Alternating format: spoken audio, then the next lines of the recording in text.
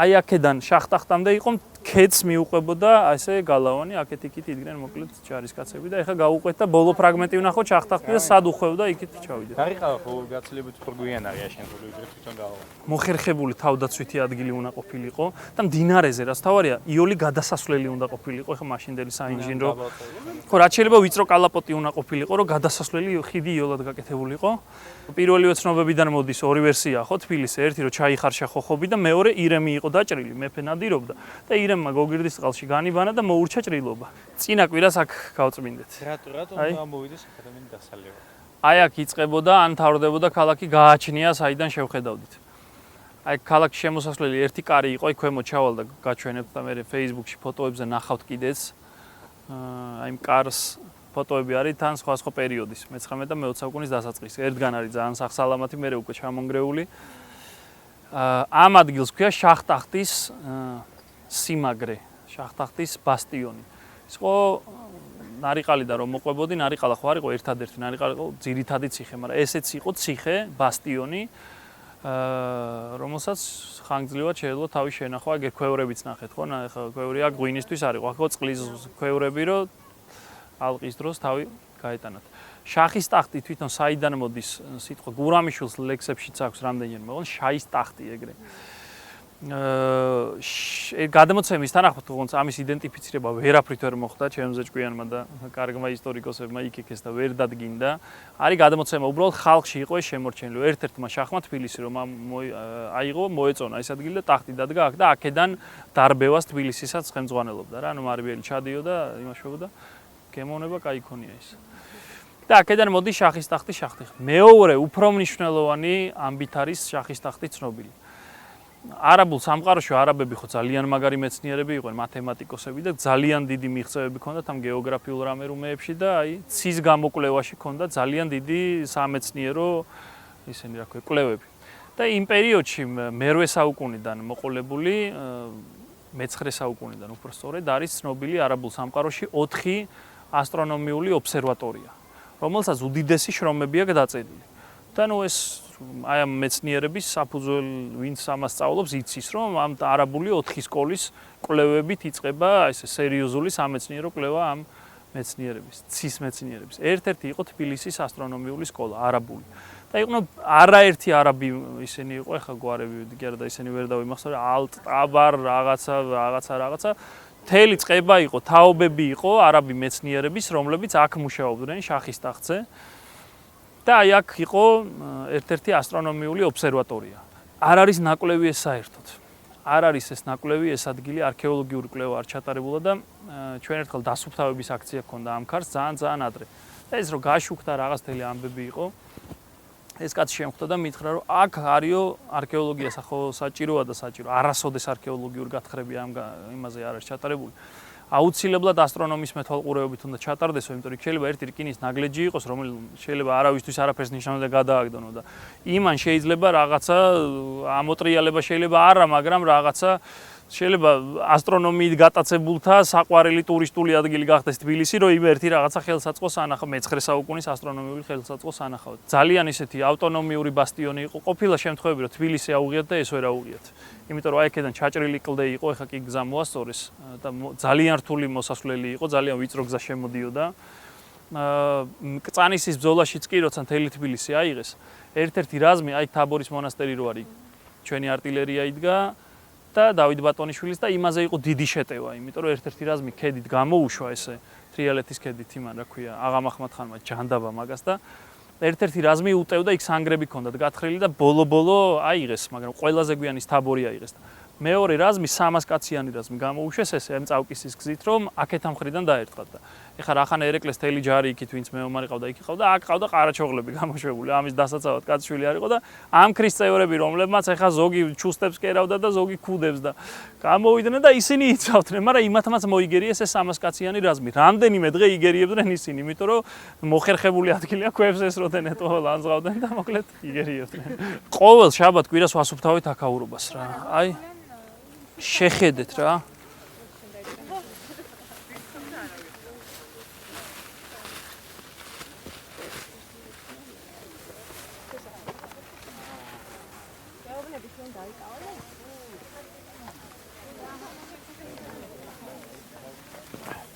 ჩაუყვეთ ქვემოთაც არის საქმე. ეხლა აქ ხო უცხოელი არ მოდის რა. ამას არ ჩადის.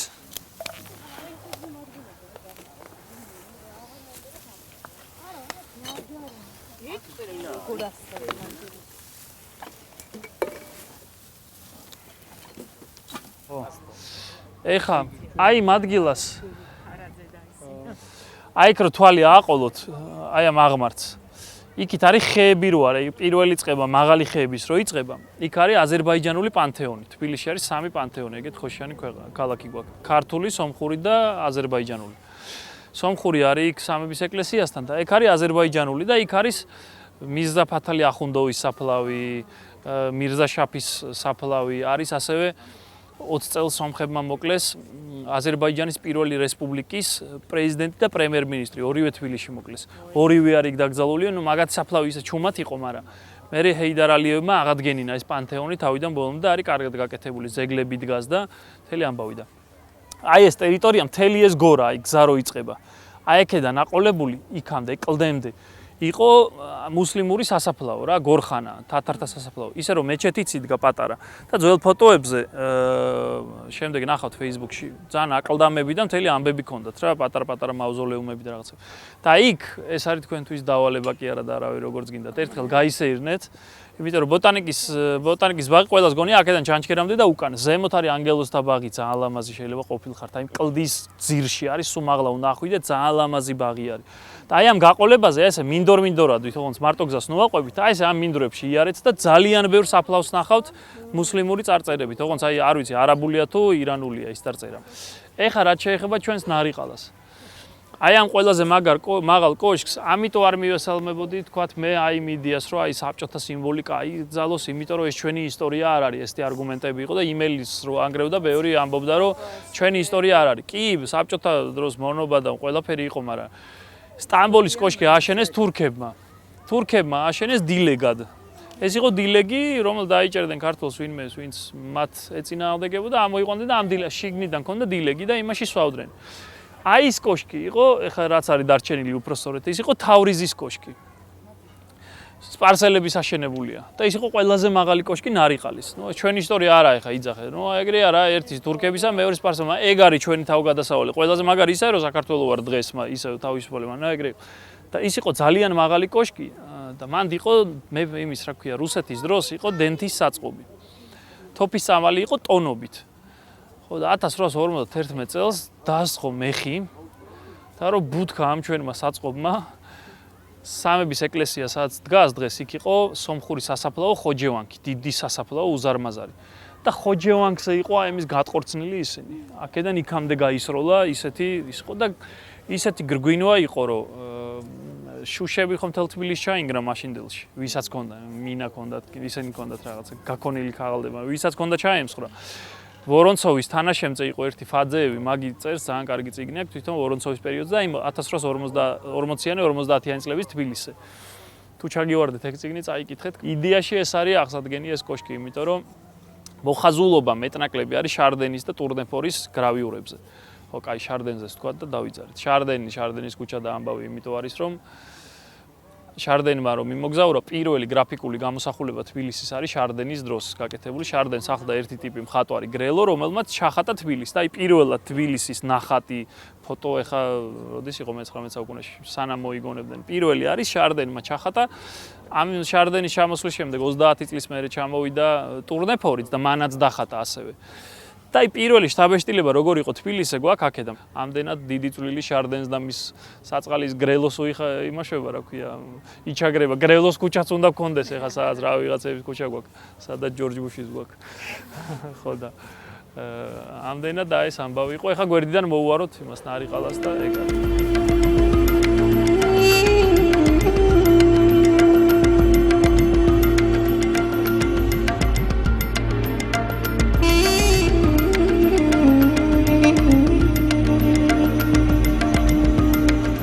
აი იქ არის ეტყობა, აი აქ კარგად ეტყობა ამ კედელს, იქ ერთი ორი ხე კი ეფარება, რომ არის მთელი ეპოქის ნაკვალევი ეტყობა.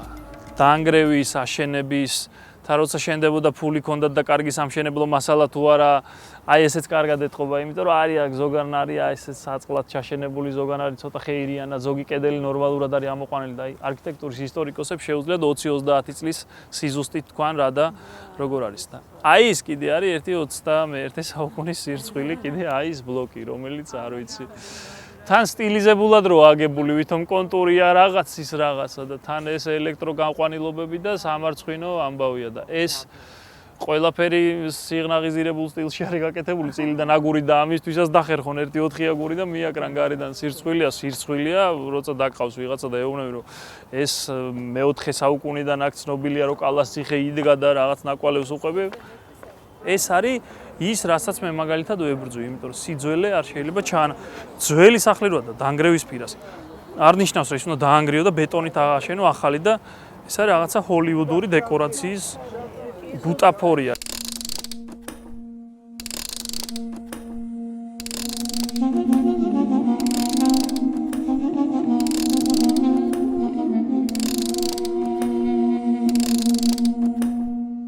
აი ეს მეჩეთი კი იცით, მე რავი, ვინმეს თუ უნდა შევიდეს.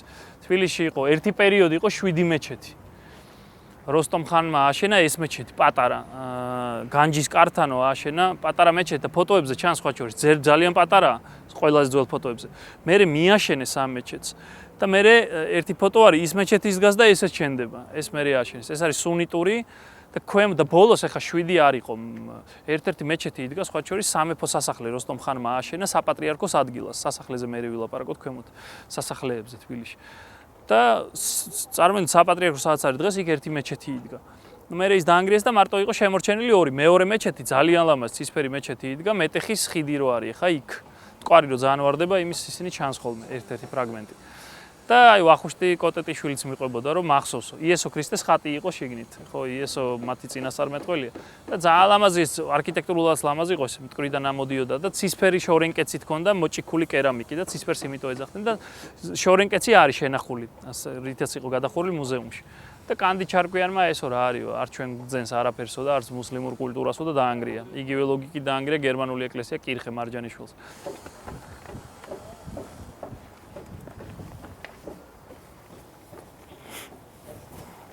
ერთი რაღაცა ხო გაჩვენეთ, აი ეს გალავანი, რაზეც მერიას საქმე ძალიან მომეწონა, პროფესორი გალავანი რო დატოვეს. აი ამ ხევს მიუძღვენი სტატიას უაფერუმ ეძახე მერიას. იშვიათად ხდება ასეთი რამ, მაგრამ არის ასეთი შემთხვევებიც, იმიტომ რომ აქ იყო ნაგვის ბუდე ქვემოთ. ნაგვის ბუდე და რაღაცა გატყიანებული იქაურობა არა და თბილისელებისთვის ადრე ძალიან საყვარელი ადგილი იყო. ცოტა ქვემოთ იქიდან რო შევალთ ასევე იყო ძალიან კარგი ადგილი იმისთვის რომ გოგირდი ერევა, აი გოგირდის მინერალიზაცია ამ კლდეებში ხდება და იქიდან გამოდის. და ქვემოთ, ცოტა ქვემოთ ერევა გოგირდი, რომ შემოვალთ ესე ვნახავთ თეთრი და სუნიც აქვს.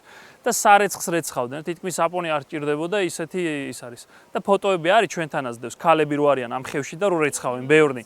იმიტომ რომ ეს გოგირდი, ეს დინარე და მით უმეტეს ქვედა მონაკვეთი სასმელად არაფრით არ გოდა, გოგირდიან წყალს ხო არ დალევდი. და სარეცხად იყო, გასარეცხად იყო ძალიან ის და საყვარელი ადგილი იყო, რა ჩრდილია ყველაფერი ეს ჩანჩქერი და მე გატყიურდა და როინაშვილის და ერმაკოვის საყვარელი ადგილები იყო, აქ ქვემოთ სულ არის ხევს იღებდნენ ხანიკიდან ხანახიდან და მე მოხდა ესეთი რამ, ჭრელი აბანოს ოდნა უკან აშენდა კოლექტორი 54 წელს გაზაფხულზე მოვარდა ეს ხო უწყინარად მოღიღინებს ახლა და ეს ძალიან გიჟი მდინარეა რა, უცბად წვიმისგან ადით და აბანოებში შევარდა.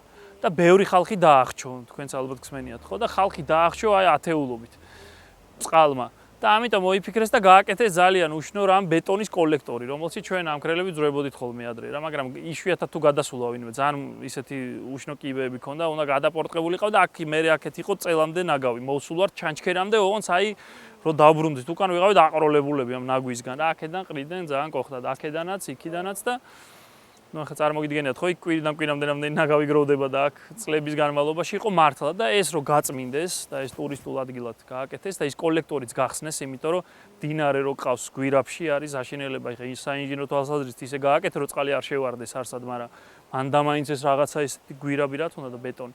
და იქიდან ძალიან კარგად არის გაკეთებული. დინარეც გაიხსნა შუამდე, როგორც ისტორიულად იყო ხოლმე და ის ასე ერნო ახლა ზაფხულში ამ ადგილს ძალიან კაი ფასი დაედება, იმიტომ რომ იქ შესვლას არაფერი აჯობებს. აი მოკლედ შევაქე მერიაც. თბილისში შემოსასვლელი როგორი იყო ადრე? თავდაცვითი თვალსაზრისით იყო ესე გადაწყვეტილი, რომ თბილისში იქიდან რომ მოდიოდი აღმოსავლეთიდან, დასავლეთიდან ნახეთ ხო ძირითადი კარიბჭე სადაც იყო. რომ მოდიოდი განჯიდან, ან ერევნიდან, ან გააჩნია საიდან. კეთილი მიზნით მოდიოდი თუ ცუდი მიზნით, მაინც უნდა შემოსულიყავი ესე გრიშაშვილის ქუჩას რო აგორც ამოდის იქიდან, აი პეტრე ბაგრატიონის ძეგლი რო იმას ამოყვები, ჩვენი მგზაზე გადავალთ. შემოდიოდი ესე აი აქედან, აი კლდიდან მოყოლებული ქვედა მხარეს წავკის სისხლს ასევე გალავანი ჩაუყვებოდა. აი აბანო თუბანს ესე კვეთს და გალავანი. და იქ ქვედა მხარეს ქონდა ერთი საფეხმავლო შემოსასვლელი. იქ ცხენით და იმით ვერ შემოხვიდოდა, ადამიანი შემოდიოდა. ურმით ან ქარავანი თუ მოდიოდა, აუცილებლად ესე რომ მოდიოდა აღმოსავლეთიდან, აი ესე შემოუხვევდა, გრიშაშვილს ამოყვებდა, აი ამ ქუჩას გამოყვებოდა, იქ რო ჩაჭრილია. აი ესე მოუყვებოდა, აი აქ არის ხიდი, აი აქ რო გადმოდის ეს ხიდი. ამ ხიდზე შემოვიდოდა და აი აქ იყო განჯის კარი.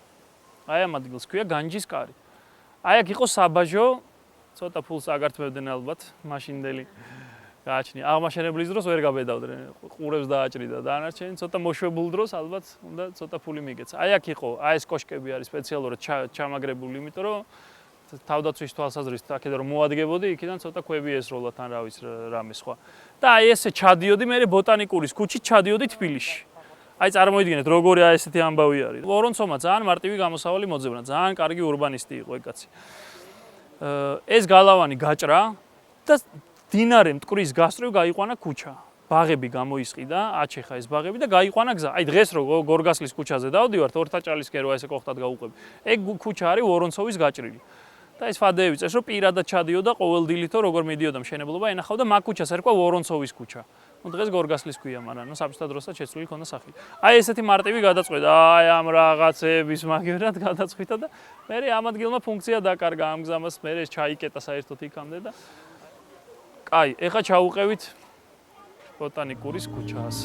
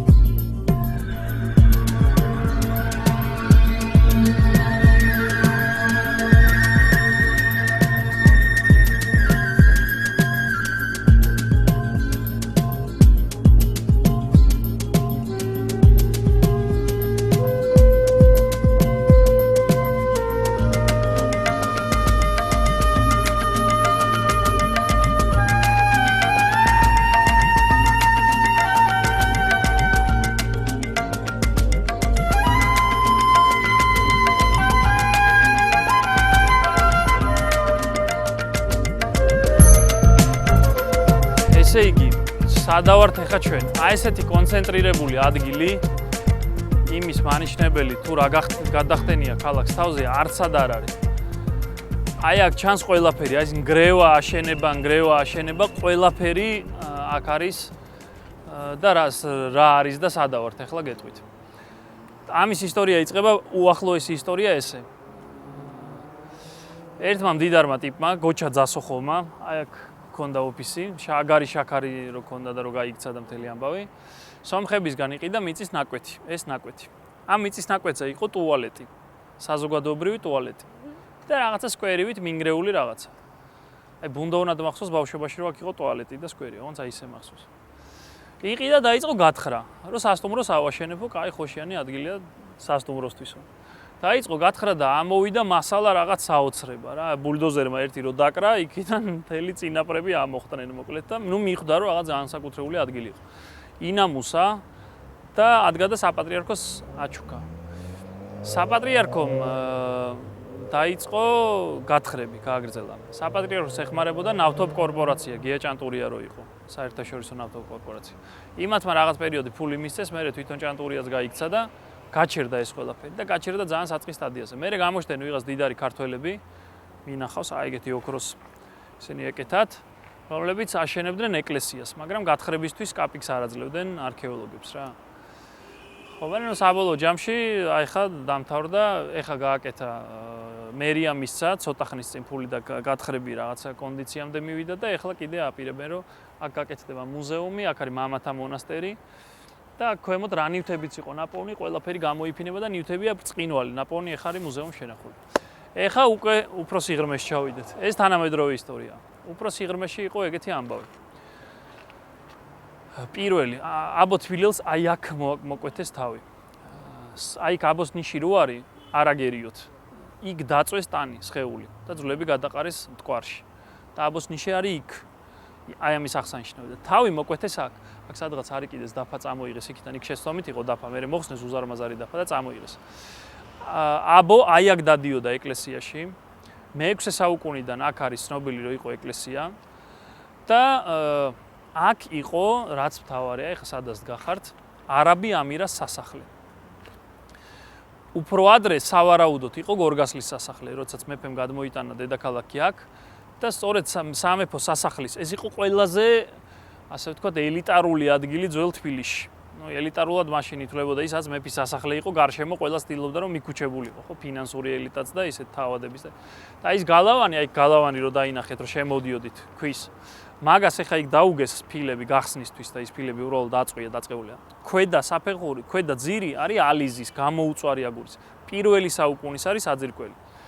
აბა დააკვირდით პირველი საუკუნე როდის იყო 2000 წლის წინ იყო. გორგასალი იყო მე-5 საუკუნეში.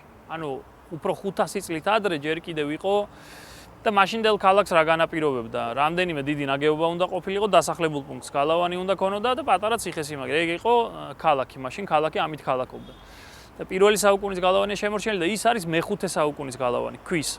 ანუ სავარაუდოდ ვახტანგ გორგასალმა ყველაფერი მიუთითებს იმაზე, რომ აქ აიშენა თავისთვის სასახლე და დიდი ქვის გალავანი თავისთვის კიდე სასახლე შემოავლო. აი ეს უზარმაზარი ნახავთ მე გასვლისასაც დააკვირდით. და ეს შემდეგ არაბმა ამირებმა როგორც ჩანს აღარ იწვალეს და აქვე გააკეთეს თავისი სასახლე. ეხლა დააკვირდით რამხელა ფართობია, სადამდე შედის. შედის აი იქ იმ ეკლესიის ქვემოთ და იქ აშენებენ სასტუმროს ეხლა. იქ უпростоრად აშენებული იყო და დაიწყეს საძირკვლის ამოთხრა. ესეთივე ფილები შედის იქ. სავარაუდოდ ეს ფილები შედიოდა იმ ზასოხოვის, იმიტომ რომ კედელს ებჯინება და იქით მერე უკვე ამოთხარეს და საძირკველი დაკარგულია. და აი ამ ადგილას კარგად ჩანს დერეფნის და სვეტების კვალი.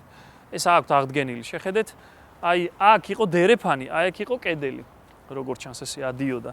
და ამის რეკონსტრუქცია მეტნაკლებად არსებობს რა. ანუ ეს დერეფანი იყო, აი აქ შესასვლელი იყო, ის ცოტა ამაღლებული ადგილია და ვარაუდობენ. ნახეთ იქ როგორ არის ერთი საფეხურით, რომ იქ იყო ტახტი და ალბათ იქ ამირა ისდა და მიიღება და ასე შემდეგ ცერემონიები და ამბები იქ იყო. და რაც შეეხება ეხა ფენებს. აი იქ ჩავალ და იქ კარგად ჩანს და აქაც აი ზედა მხარე უნდა მოიხსნას ეხა ეს მე-18-19 საუკუნე არის ეს ზედა და ამის აღებას აპირებენ ფიქსირებას და ჩასვლას ქვემდა ფენები. იქ რო შემოდიოდით ერთგან იყო ბავშვის საფლავი. მე გასვლისას გაჩვენებთ ქვით. როგორ არის იცით ფენები არეული და აი სიღრმეში კიდე უფრო დაინახავთ. იყო აბანო მე არის აშკარად დანგრეული არა, მაგრამ საცხოვრებელი ახალი ფენა და იყო მარანი. აი ეს ორი ქვევრი არის მე-3 საუკუნის ქვევრები. მე-3 საუკუნეში დაშენდა მარანი.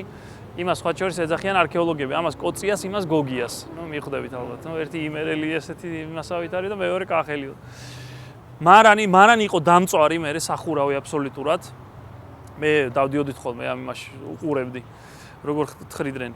მარანზე იყო მე კიდე საფლავები, სასაფლაოსავით იყო, ოღონდ აშკარად დიდარი ხალხის. მე ისევ მარანი, მე საცხოვრებელი ფენა, მე ეკლესია. უკვე გვიანდელი მე-17-18 საუკუნე. ანუ აი რო ინგრეოდა და შენდებოდა და რა ფუნქციით, იმიტომ რომ წარმოგიდგენთ ის ვის სასაფლაოს აკეთებდა იმას განცდაც არ ქონდა რომ ქვემოთ აბანო იყო. არც ჩასულა ეხა მაშინ არქეოლოგია და იმას თავს ვინ მოიკლავდი. ანუ ეს აი მთელი აი ეს ადგილი არის ყველაზე კარგი მიმანიშნებელი იმის და ეს დანგრევა აშენება როგორ ხდებოდა. აი ეხა მე-19 საუკუნიდან დაწყებული პირველ საუკუნემდე ყველა ფენა და ეპოქა არის ერთმანეთში აზელილი. იქ არის გამოსაწვავი ქურა რკინის აი იქით ხარეს გაჩვენებთ მე და ასე შემდეგ. თუ მიაქცეთ ყურადღება შემოსასვლელში იყო ერთი ქვის ფილა, რომელსაც ესე ამოღრუტნული ქონდა. დააკვირდით, აი იქიდან შეგვიძლია დავინახოთ. აი იქ შემოსასვლელში არის, აი იქით კედელთან არის, აი ეგ რა, ამოჭრილი არის. აი იქით. აი ეს არის ერთ-ერთი ყველაზე კლიუჩევოი ამბავი ამ გათხრების დროს. და რა არის? ეს იყო ქვაჯვრის ჩასადები. იპოვეს ის სადგარი, რაშიც იყო ქვაჯვარი ჩადებული, ესეთი ქვაჯვარი, რომელსაც აწერია ესე გალავანი და მე არის და ვეღარ იპოვეს დანარჩენი. და ერთი პატარა ფილა იპოვეს, რომელსაც დაწერია ესე გალავანი. და ნუ გასაგებია ხო, ესე გალავანი ააშენა, ლოგიკურად რა უნდა ეწეროს ეხლა, რომ ესე გალავანი ააშენა ვიღაცამ და ეს გახსნიდა აქაურობას თავიდან ბოლომდე. ანუ გავიგებდით ვინ ააშენა ის გალავანი, ვინ იყო, როგორ იყო. სავარაუდოდ მერვე ან მე-9 საუკუნე. არაბობის დროა და ქართული წარწერა. ესე იგი გადალოკეს არქეოლოგებმა ყველაფერი. აი ყველა კუთხე კუნჭული გადალოკეს, მაგრამ ეს ნამტვრევებად იყო რა. ვერაფრით ვერ იპოვეს და ესე გალავანი დაგვრჩა. იმ გალავან ამ წარწერას ვნახავთ. ეხა შევალთ და ვნახავთ ერთ ძალიან მაგარ რაღაცას. ერთი ხოხობი მოფრინდა თავისთ. არქეოლოგები გათხრების დროს მოფრინდა ერთი ხოხობი და ეგ დატანტალებდა. რაღაც გაგიჟდნენ ტიპები, დაიჭირეს და ჩასვეს და მე აღმოაჩინეს რომ ხოხობი მარტო ვერ ძლებს, თურმე მამალი იყო და აუცილებლად დედალი უნდა მოუყვანო, თორე რაღაც ზუდად ხდება და მოუყვანეს მეორე. თუ გახსოვთ აქ რა იყო, თუნდაც ერთი წლის წინ. ხო, პატარა ჩასასვლელი იყო, პატარა ის დატოვებული, ყავლაშვილის დროს იყო ეს დატოვებული. და კოლექტორი იყო ადრესუ ესე იყო გაჭრილი და მე კოლექტორი გააკეთეს რახანა ეგ წყალი რო შევარდა იმჭრელი აბანოს უკან იმ ადგილს ვნახავთ. და საცოდაობა იყო, მდინარე მოდიოდა, იყო ჩასმული ამ ბეტონის რაღაცა იმეებში ჩამალული.